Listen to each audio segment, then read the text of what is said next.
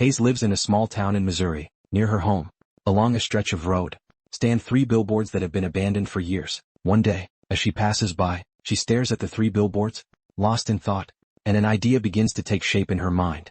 Hayes walks into the advertising agency and asks to rent all 3 billboards for an entire year. The road is so remote that the manager, Welby, had almost forgotten those billboards even existed. Hayes doesn't bother with explanations. She simply asks Welby what's off-limits for billboard content.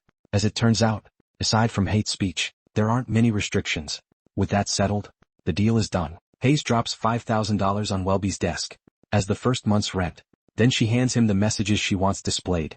The moment Welby sees the content, he knows exactly who she is. 7 months ago, her daughter was raped and murdered. The killer has never been caught.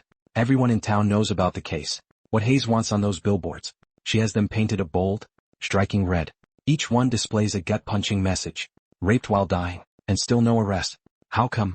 Chief Willoughby. Black letters on a blood-red background, like the fire burning inside Hayes. Impossible to ignore against the desolate roadside. But Chief Willoughby is no deadbeat cop, just collecting a paycheck. He's well respected in town, and beloved by the locals. He's done everything in his power to solve Angela's case. Unfortunately, the DNA collected at the scene has no match in any police database, and there are no witnesses. The investigation has hit wall after wall, with no breakthrough in sight. When Willoughby sees Hayes being interviewed on TV, and the billboard story blows up, he pays her a personal visit. He patiently explains how difficult the case is, and the dead ends they've faced. But Hayes, consumed by grief and rage, isn't interested in explanations. Tension fills the room. They part on bad terms. Hayes's direct challenge to the police is like a boulder dropped into a still lake, sending shockwaves through the small town. Many residents are upset.